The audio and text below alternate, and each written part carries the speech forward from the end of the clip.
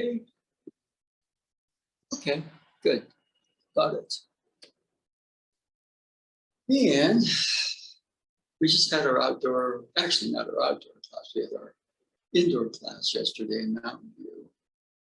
And so we're back to the video format. And a couple of things, for example, just general state.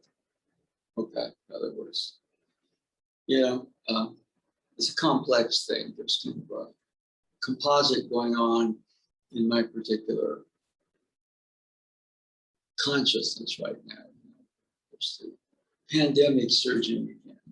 There's the fact that, I'm vaccinated and people I hang out with are. Okay. So a whole bunch of stuff going on. There's really a bunch of stuff about the climate change and what's, how that's very serious. That's kind of been around, and other things like the pandemic have been kind of grabbing our attention. But that's where center stage, or beginning to be right now. So there's a lot going on.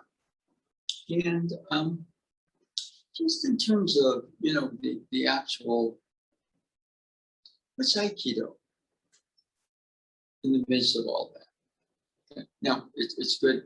I enjoy, the Mountain View classes because you actually get a chance to interact with people. And we do have a form of that, in the video classes, but there are certain things you don't get unless you actually have the potential contact or contact at the level that you do in an Aikido class. So that's what we can do is maybe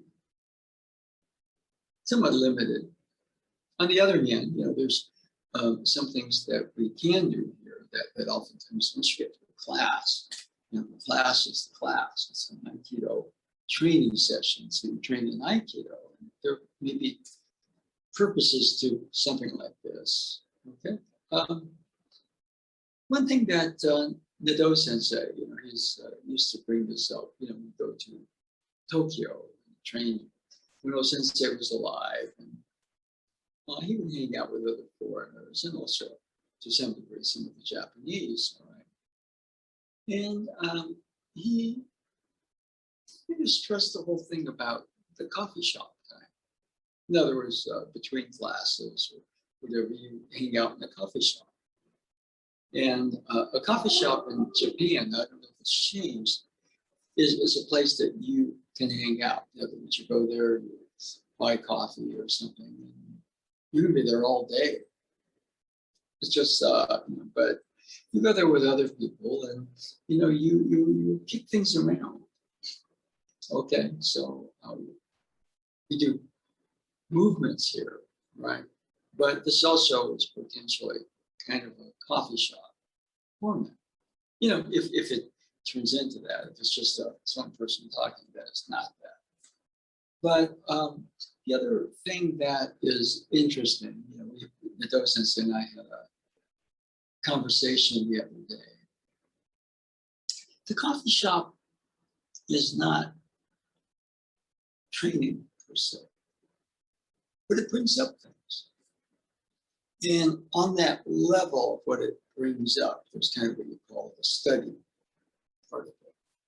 But there's also the soaking part of it, the immersion part of it. You can only train so many classes. I think, when the docent was in Japan, he trained maybe 4 or 5 classes a day, which is a lot. Our classes, world headquarters, training, pretty vigorous apparently in those days. And,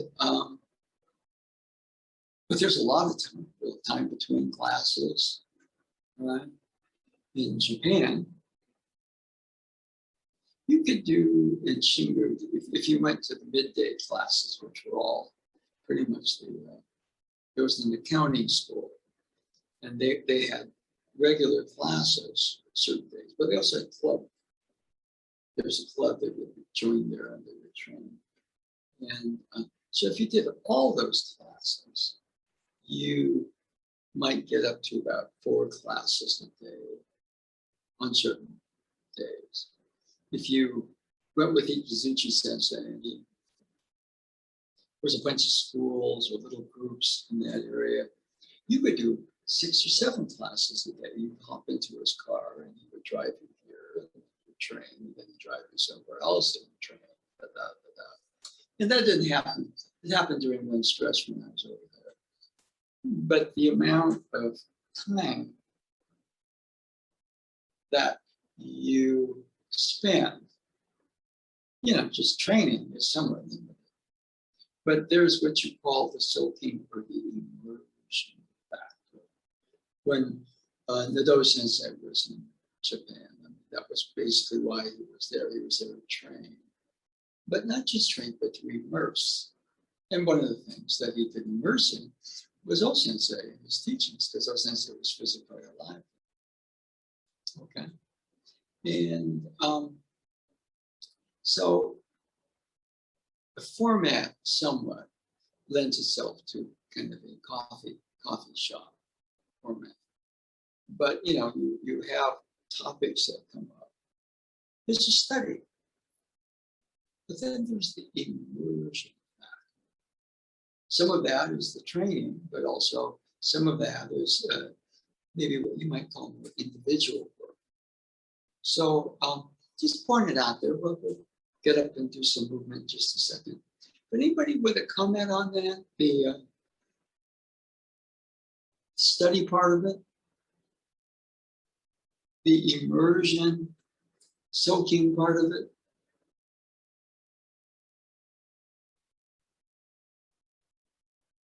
Okay. Well,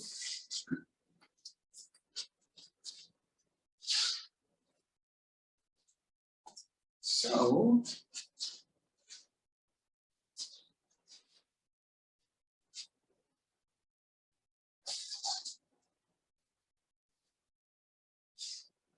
yeah.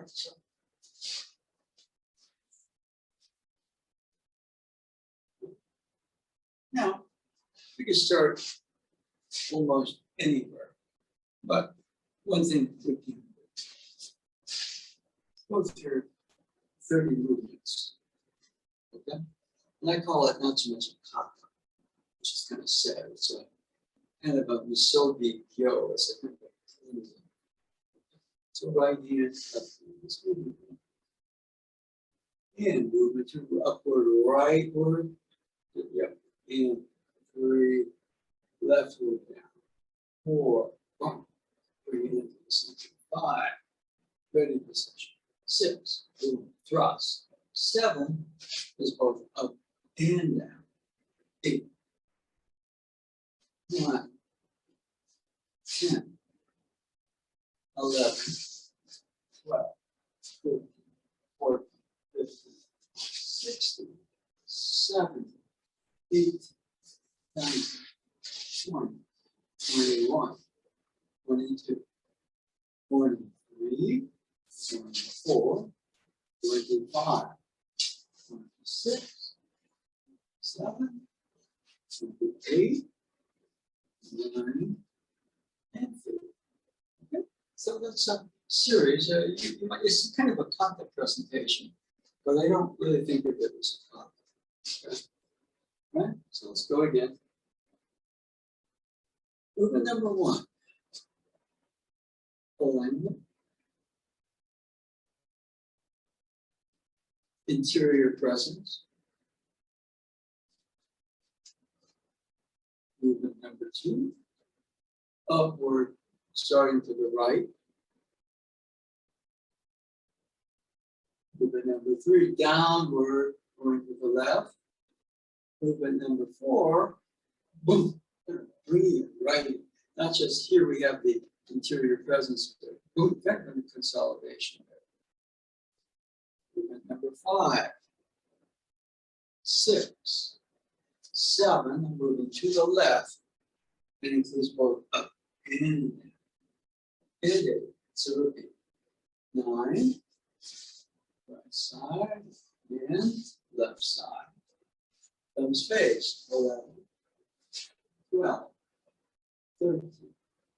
Thumbs towards me, 14, 15, 16, 17, 18, thrust back, 19, thrust forward, 20, back, 21, sweep, 22. Thumb is up here, and up here. 23, 24, 25, 26, 27, 28, 29, step back into 30. Okay. So that's a set of 30. Try that a couple times on your own. Okay.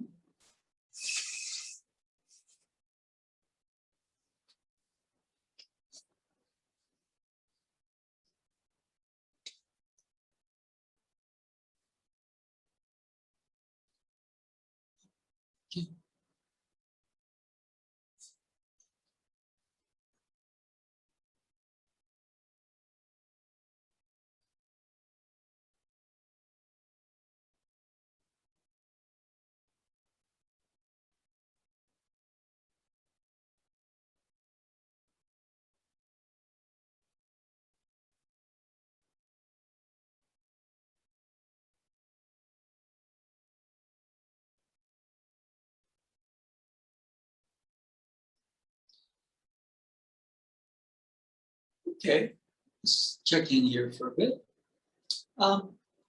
We've gone through that. We haven't maybe done that as much lately. We went through a period where we were doing that a lot. But anybody notice anything or any questions come up about that?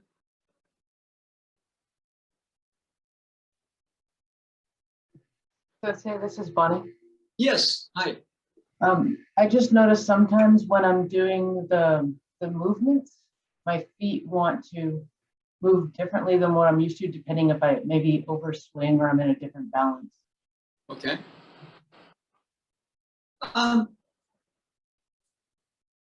There are moves, but then again, there's also, you're establishing yourself as a center. Okay, now you can do this as empty ritual, but you're up and down. The staff kind of represents maybe a column goes down, maybe ideally even below your feet and up way past. Then the hand on the lower belly area is just not just the idea out there, but it's an interior thing. And so as you do the movements, you are, like myself, reaching out there. You're developing your center in motion. Okay, so anybody else or anything more on that?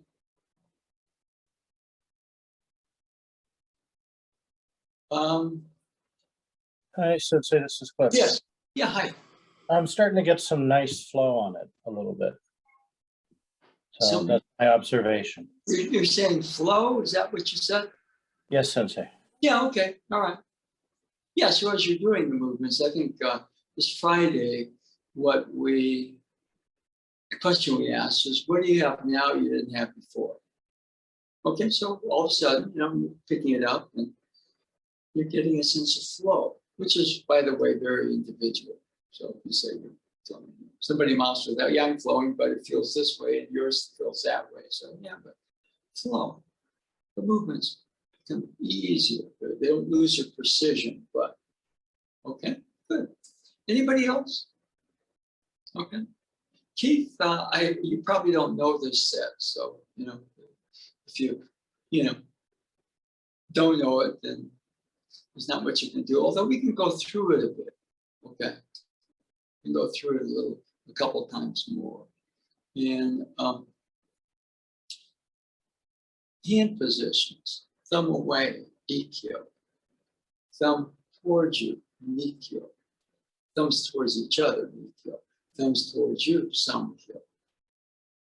Yonkyo is really the first position, but there's a different feel to it. And then there's that one motion with it. 22, here, Gokyo. Okay. See this in the knife taking. You go like this, like you're going to do EQ, and then the knife cuts your wrist.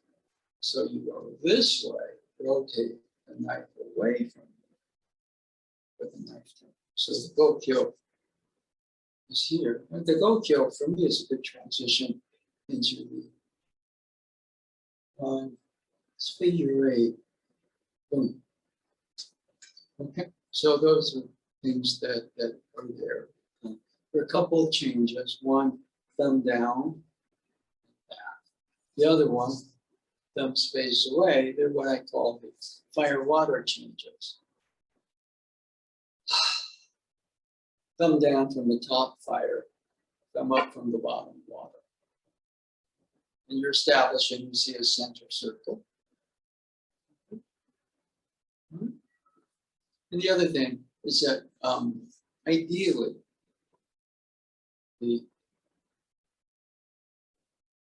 I'm using this as if it's a spear, sharp, thrust, penetrate, but also cut, slash. Not just a striking motion, but a cutting motion. Not just a striking motion, but a penetrating motion. And so, those are kind of some of the main themes. And up to about movement number, 22, it introduces the basic hand changes. 1, 2, 3, 4, 5. And then from movement 23 to 30, it's more of a sense of what I sort of get when I watch what Shiva was sensing on video doing the staff or spear. Okay? That the movements become circular, you start to highlight the center circle in the motion. And the thumb down, thumb up position, we're starting to work the changes, fire to water, water to fire, which is, to say that we're touching a very touching elementary levels of what you might call ultimate. Okay, so that's kind of my wrap. Let's go through that a couple more times.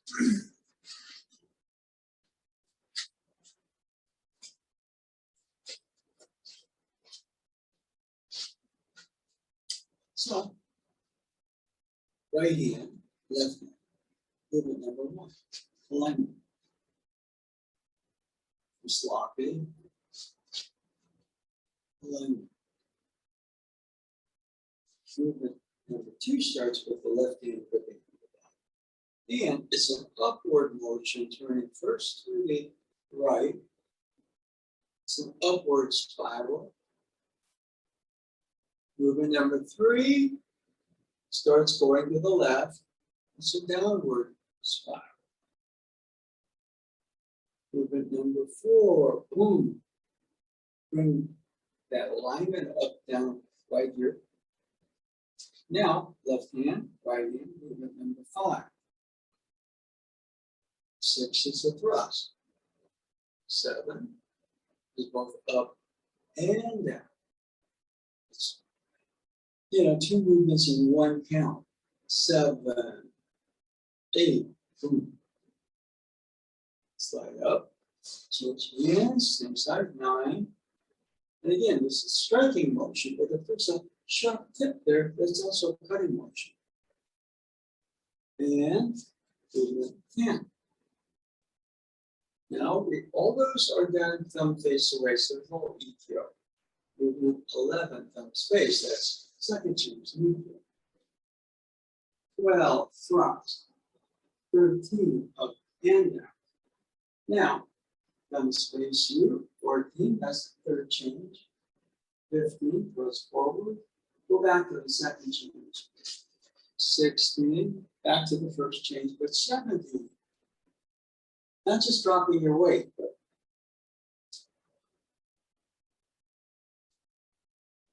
feeling it dense right there. Okay.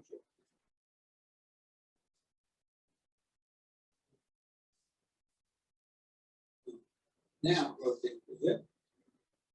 Don't swing it out, actually, without hooking yourself. Bring it in, thrust back, This is a sweeping motion. 21. 22 is the Gokyo change. Second I grip it. 23, 24, 25, step back, 26, 27, 28, sweep cut, 29, thumb space each other, thumb space away, thumb space each other again, step back, that's good. Okay, so that's the 30 movement, I call it the misogi gyo. Japanese words means this is kind of a cleansing. Okay, not just a physical kata. And another way to do it is to, without rushing, without losing the actual precision.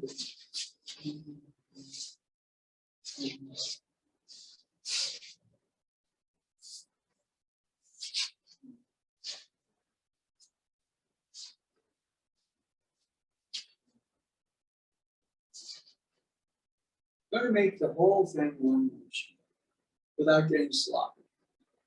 Okay? Now, those of you that know it, try that a couple of times.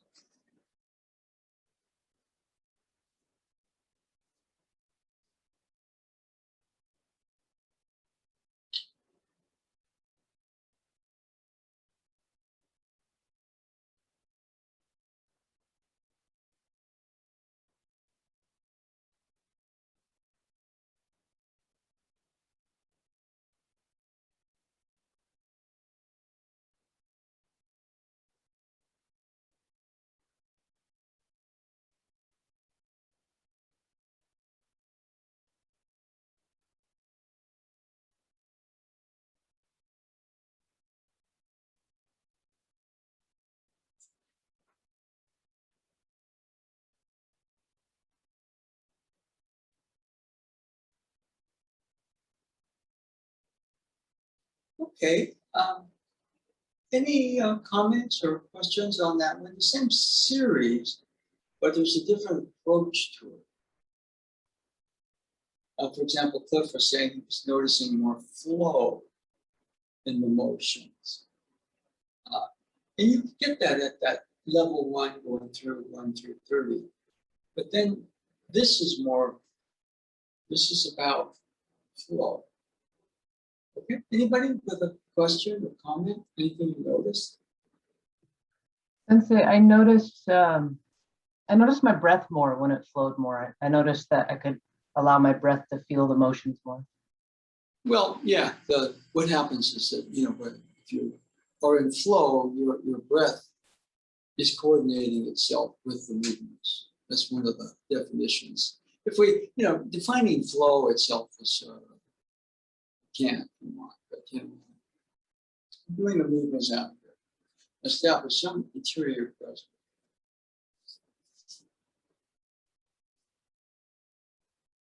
Movements like the flow. This is a breathing area, but there are shapes and forms that you start to feel inside as you're doing. They somewhat correspond to the outward flow, breath.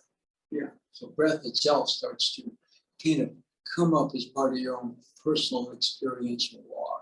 See, in a lot of ways, I mean, for example, we're in the 60s when the docent was at Hopu Dojo. We've just done a class with one of the major teachers.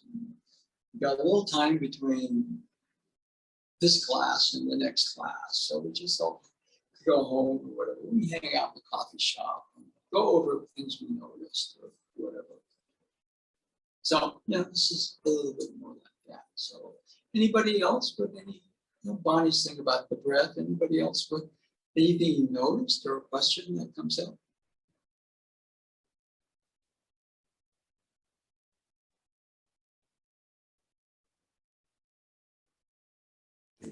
Just that it seems to be kind of becoming more toward a state of like one giant movement, where like that they're coming clusters now, like, oh, now I'll do the next set and then the next set, rather than individual, less individual, more group. Okay. Now, what I would say, the term itself is, some subject to a certain amount of personal interpretation, but you're starting to soak in whatever it is. You're soaking in it. You're immersing in it. Therefore, yes, the movements are coordinated. That's why for me, it's not a kata. Okay. It's not a kata. It's a matter. As you get to a certain level, you learn the level one. As a whole, you don't just learn this is another form. You sort of immerse so much in level one, but level two starts to come up. Savani gets to think about the breath. So I'm just saying that's an immersion, soaking. Okay. Anybody else?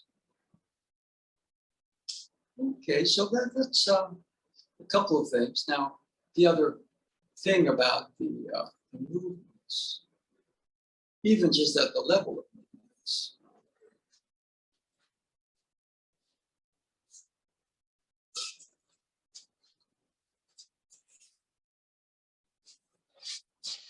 just your basic thrust and motion.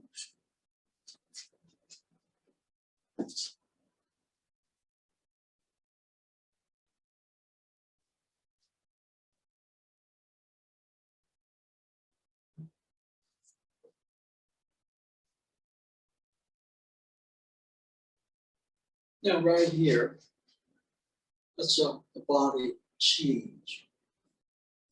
And it's almost like what I'm doing is on the skateboard.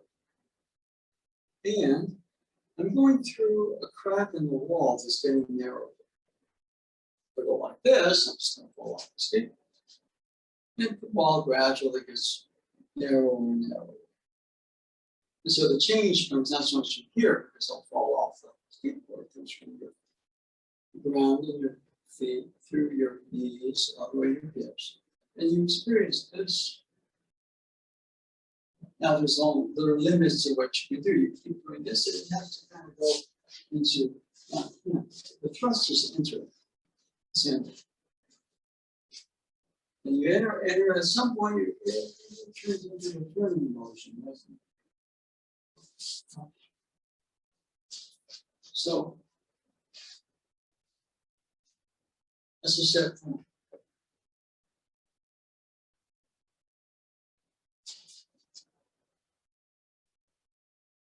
See here,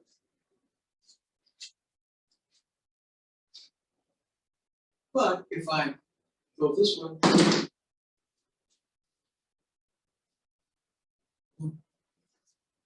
I get in basketball was called wingspan. Length. Okay. Short, stubby arms.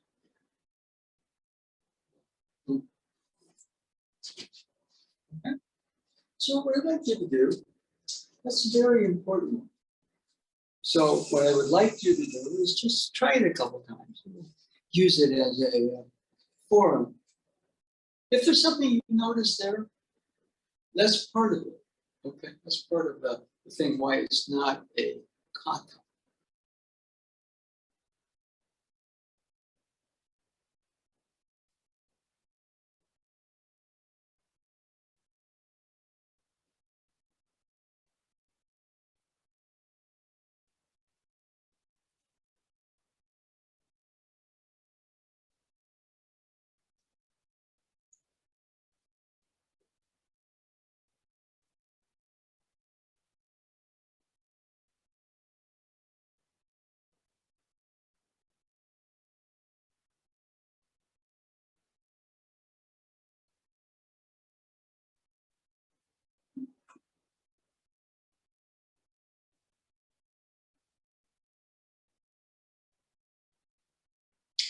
Okay. So, I'm trying to see each of those movements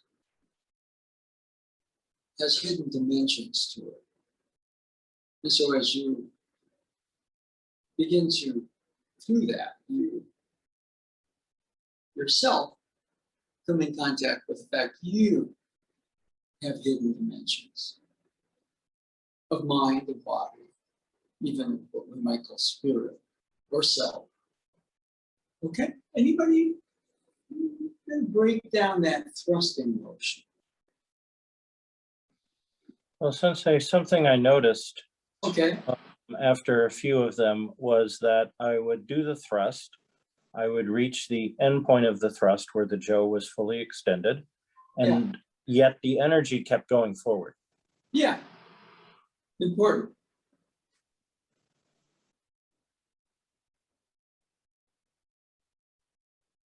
It's a set form. Still going. You release the arrow is still traveling. There's one thing about extension. Okay, I extended. Extension. It's a little different. Okay. So good. Anybody else? Anything you notice or question come up about thrust? Sensei, I noticed, I guess more on the physical level, 3 specific areas of imbalance that I could feel I needed to work on dimensionally. So right knee, left lower back, and left shoulder. Being in left hominy, just I could feel that's where I needed to focus on my balance, posture, and alignment to get the thrust to flow. Well, one thing Sensei says in one of the books, and it's just that there's triangle, there's circle, there's square. And when they kind of come into phase, then what you get is an integrated form. Now you have the actual form that you're doing. It's a thrust. But you have mind that assesses the information. You have a body. And so the actual form you're practicing, in the mind is a circle, body square. We're aiming towards an integrated form, and that's different than form. Okay. So one thing, you may notice your shoulder is up. Okay. Now, one of the things is you can kind of focus on relaxing the shoulder, or the other thing is just clear. Boom. And you clear some more. Boom. And you let the triangle, circle, square form the integrated system that is you. So there are a variety of different approaches there. But yeah, that's common. This is common too. In fact, certain people almost emphasize, that whatever in the movement. Okay? But the thrust is infinite. One of the early Aikido books I read, had this statement from Sensei's son, where his son watches his father studying that spear change for hours. And from Kishomaru's standpoint, he was a kid then, watching his dad do that, he said, was painful. Watching him, it's almost like, Albert Einstein trying to come up with the algorithm.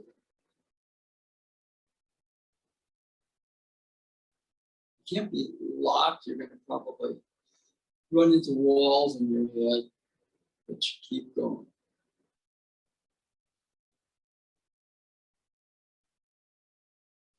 And so that part of it's always stayed with me. Now, how much of that you could say, was our sensei autistic? I don't know. But the ability to sort of take that one thing is to solving that algorithm.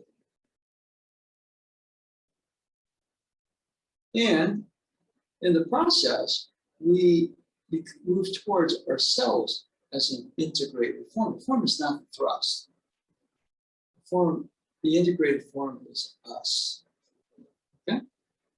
Anybody else? Probably. No? I don't know. It's just more of a culture. I would say this is more of a coffee shop approach. Now, in a coffee shop, you can't go in there, start pulling out a stick and doing that. But you can go into a dialogue, and then maybe, suppose the ladies just run around here, you're immersing it. The docent said that, he did three things. All right, when he was, probably obviously he did his everyday stuff, but he went to class. And he had a type of a meditation practice. And he also worked on energy. And initially then he said he didn't mix them. He didn't try to do energy in class, he just tried to focus and be present. Likewise, he didn't try to take his meditations into training, but when he was meditating, he was meditating. And the other thing was he would investigate energy. Like put your hands here for a bit, they start to tingle, and all of a sudden, it's like the hands start to talk, like there's a current or a magnetism there. And you could take that and branch that into many different things. Okay. So he had his own sort of ways of, and now, if you go to his classes or tune in on Friday evenings, it's much more of an integration. But, so those three things turned into kind of an integrated form, which was him. Form was not the Aikido form. And since he's talking about form, he's really not talking about Ikkyo, Nikkyo, Sankyo. You are an integrated form. I am an integrated form.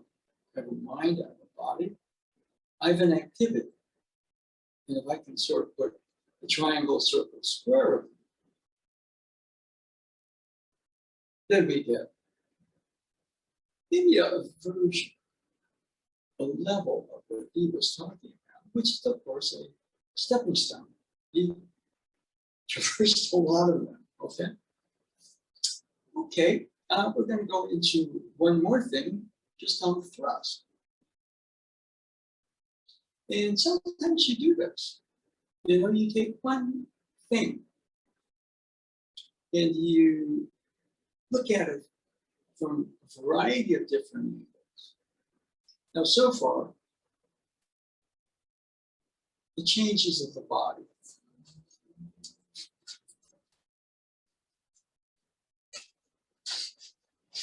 Okay, now the thrust. I'm on that skateboard.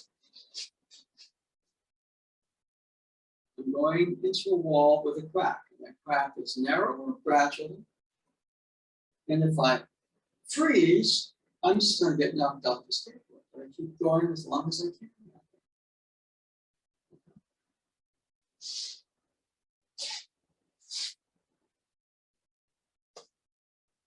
And that gives me length. Plus, I'm rotating my hips.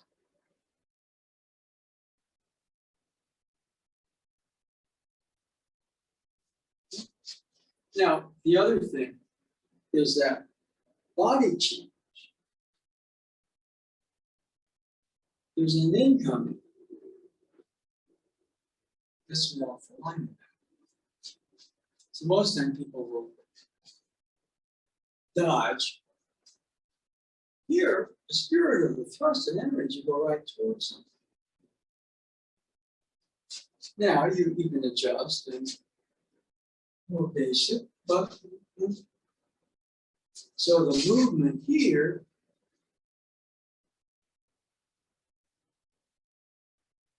by triangulating the body, the triangle.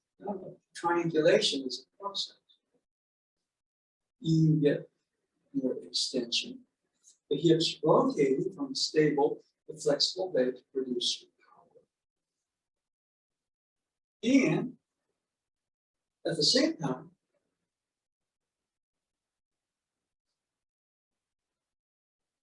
you're off the line of an income. Okay? Now, what I want you to do, that's just the thrust.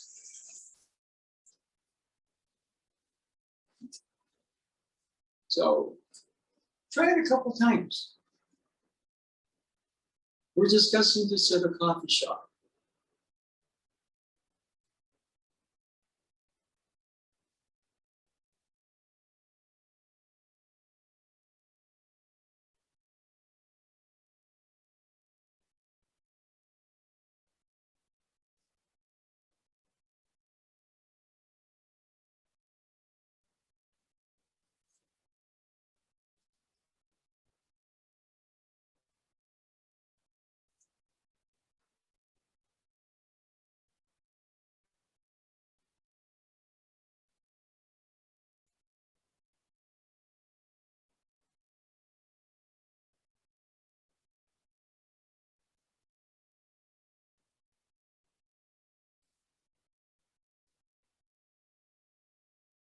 Okay.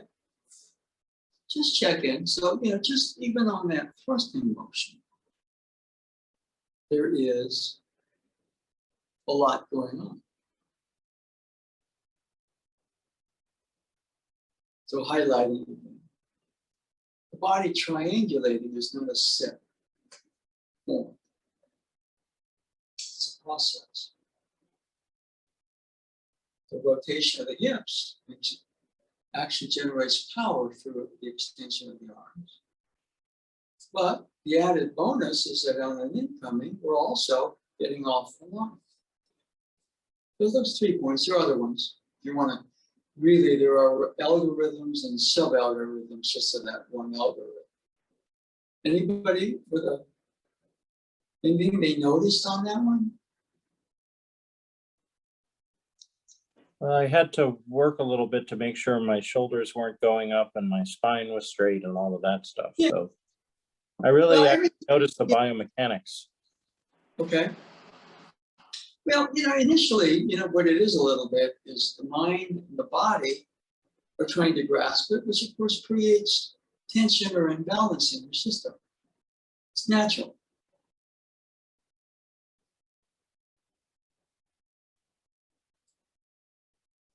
See how that line turns into the circle, doesn't it? So there are things that you get as you continue the movement integrates into your own mind-body system. The outward practice acquires more balance, but there's that immersion that's so taking place. That's why I thought that statement, where Sensei said it was painful to watch his dad. He's a little kid. His dad's out there with a spear for hours working on that change. That change, boom, that change, that change. Okay? Now, I spent some time on it, but I know stretch of the imagination going through that. Okay? Anybody else? The thrust. And by the way, this is more coffee shop. A little bit of motion. That's something you can, that's rich soil if you're going to plant something. Just that thrusting motion. Okay. Anybody?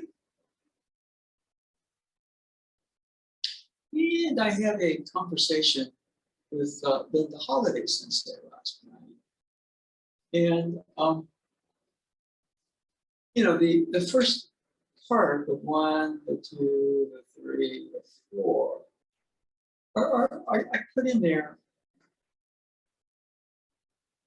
Somebody said, where did you get it? Where did you learn that from? Well, the sensei and I, we kind of do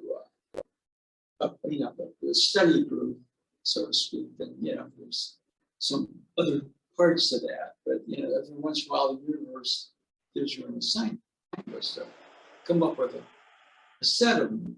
It's not just free form, but and so in some sense that was channeled. So finally, the energy said, "Yeah, that one." Oh, okay. Well, it took about a year. No. Yeah, that one. Okay. Yeah, the last part of that is the closing motion. Now, the closing motion,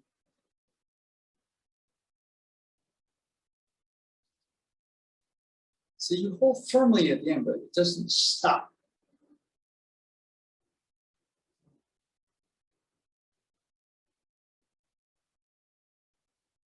And I hold diagonally because if I hold this way, it's hard to get what we call that closing motion. Now, if I'm sloppy, I'm holding with a hand here, but the grip is from the top. Boom. This is the idea, this is the execution. Boom. Now, the energy continues through that. All this is lift off and boom, the rocket continues with its own guidance system. It's that feeling.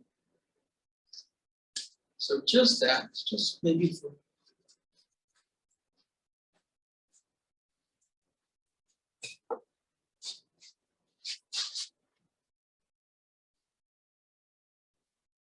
now, it appears that right here, I'm very still, but really, let's focus. Focus.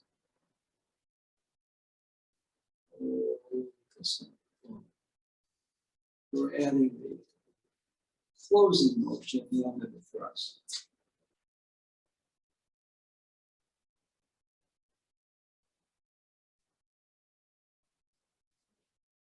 You might have lost somebody, or we might have gained somebody. Let's check. Yeah, I think we lost somebody. Okay. Bonnie vanished and reappeared. Oh. Anyway.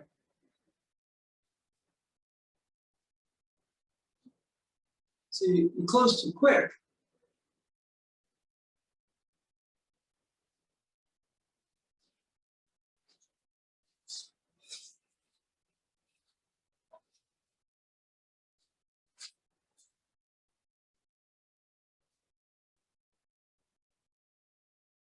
Anybody with a need to add on? We've got that triangulation of the body, extension of the arms. Just Yeah. that I take a moment before I execute the thrust to kind of center and ground. Okay. Then Yeah. when I do that hip shift, it works better. I don't raise my shoulders or arch my back or any of the things that I do if I just try and do it quickly without any preparation. Because when I move the hips, there's this tendency to want to do all sorts of other wonky, what Nadeau Sensei would say, cattywampus, right? You know, get all weird. Well, you're kind of flying blind, unless you have certain things like yes, you ground, yes, you center, yes, maybe you start to focus a little bit more interiorly, feel your breathing. Without those things, you're flying. You just form a self. You may have it, but then you go away and you forget it, or it mutates. Okay. So yeah, so the ability to, so the centering, the grounding, and then those are important things because what you really want to become is that integrated form that Osensei was talking about. It's not the EQ. It's talking about ourselves, our own development. So, anybody else? Okay, and Sensei presented Hikizuchi Sensei with a scroll, and I actually got a chance to see the scroll once. Secret scroll. That's the thing. But the stuff in there was just very basic movements and poses. But Osensei kind of inscribed, his own calligraphy to the scroll, and He just said that each of these drawings was a seed to give birth to 10,000 different movements. And, you know, there was nothing really fancy about that. It was just, okay, this position, this position. But, you know, there's an area where, okay, these are basic equations or algorithms that lead you to finer ones and finer ones and finer ones and finer ones. And if you just, you know, the basic one is important, but if you soak with that, you get the algorithms and the sub-algorithms, all right? So, since this leads to something like, okay?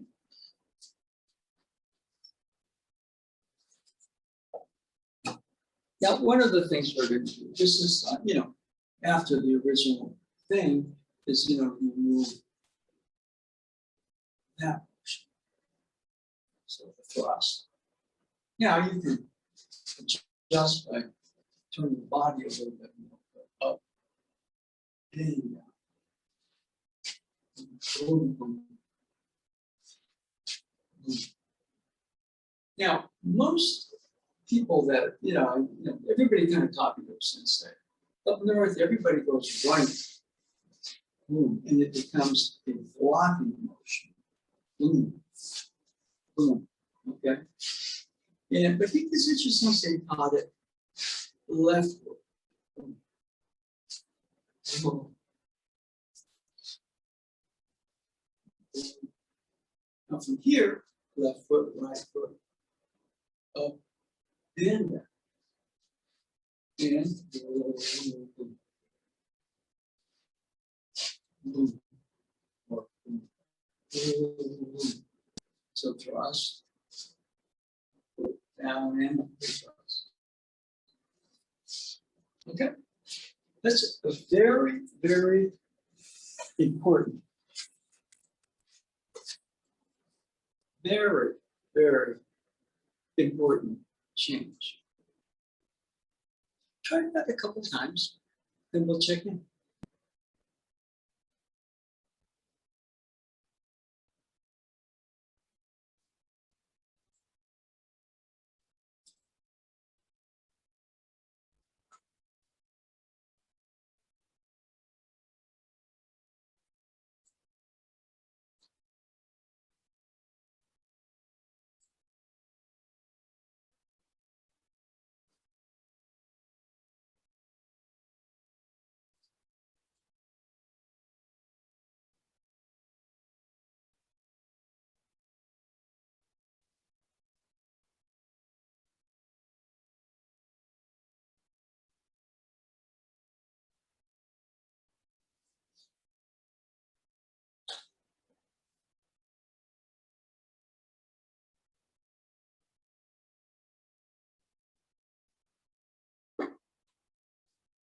Okay.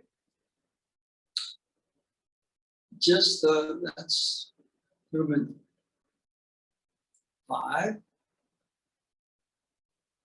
So that's 5. That's 6. There was 6 and 7. Okay. Anybody?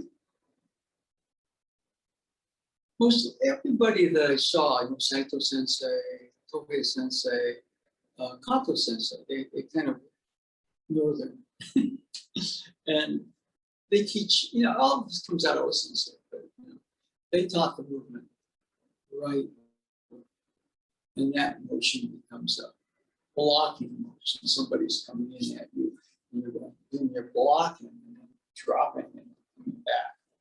But Hikazuchi Sensei taught it left, boom. I'm not saying this, which is right or left. I don't know. It's just, it was interesting to me. Anybody notice anything? Sensei, I noticed, so what I did was I did the first thrust, then the up and down, and then I went ahead and did the second thrust to see how that felt compared to the first thrust. So the same move. And I noticed that I got a better result if I made sure if I took a moment to assess my alignment before doing the second thrust. So trying to do, I focused on my shoulders a lot. I mean, just sort of biomechanics. I do the first thrust, make sure my shoulders are good, and then do the, when you raise, obviously your shoulders move in a different way. And Yeah. so, and then try to raise and then do the drop and have my shoulders not be kind of crunched up, you know, so that I can do that second thrust the same way I did the first thrust. So that I'm kind of focusing on body alignment with the move and making sure it doesn't throw off my body alignment. Okay. Very, Okay. very nuts and Yeah, well, you know,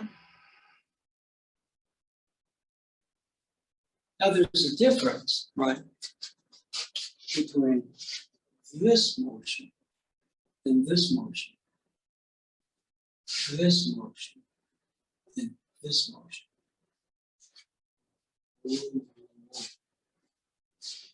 And that's, takes a bit of research. One time, I was describing this to Linda Holiday Sensei last night. I was in Hikisuchi Sensei's living room, nowhere near the dojo at all. The dojo was, you know, pretty close, but it wasn't a dojo thing. And all of a sudden he gets up, and he doesn't really have a staff, but he kind of demonstrates that motion. Then he calls me up and he does some movements with me.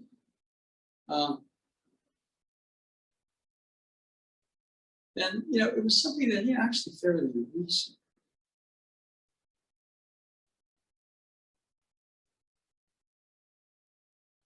And you know, I had a friend who was there, a lady named Karen. It's also from Santa Cruz, at least the university. And you know, sometime after that, she kind of looks at me and says, you know, he taught you the secret of Yumi Nage. You know, which of course is a secret to Ikkyo, which is a secret to Hokuho, which is a secret to Kotegaishi. So that's an important algorithm. Okay.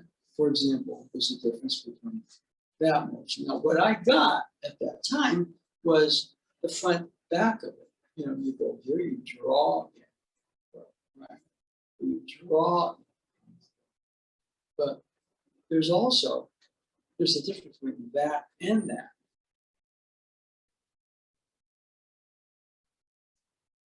Boom.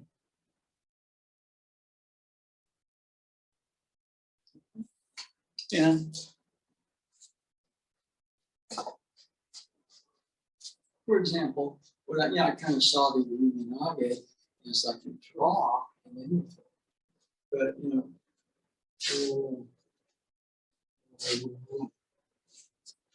okay, that's the Illuminati, right? But now, then you have your Kokuho.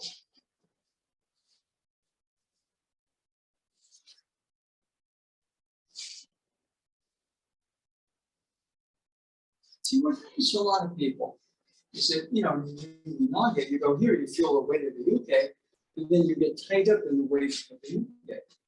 And this sort of motion, not this, but this motion.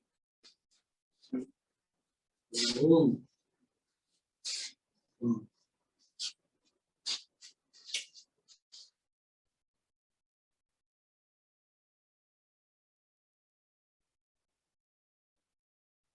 Yeah, one of the other things that happens a lot of times, people either twist their hips and stick in for the or they try to unbalance it a little bit. Step.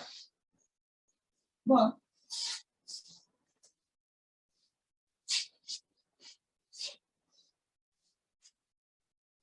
this flies in the things that you can find.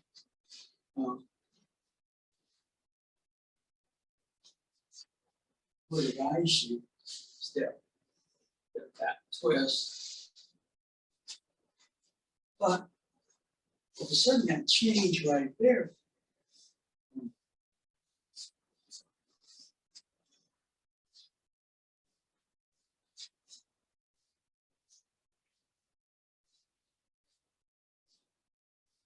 just seeing things in this change.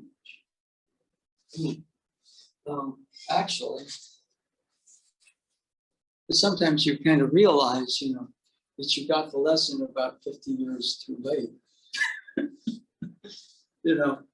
And Hikizuchi-sensei's body type, which is kind of long and thin, was not conducive to picking that lesson up. You would get the front back, a draw in and out.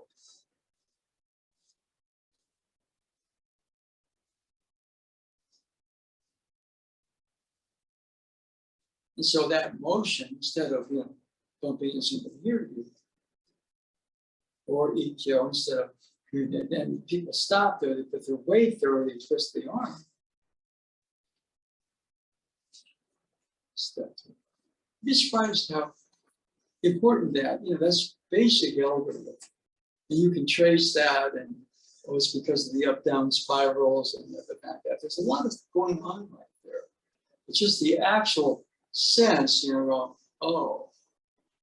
So real learning is really, outside of time space. It's done kind of in a very deep interior place, and it has a lot to do with soaking or immersion.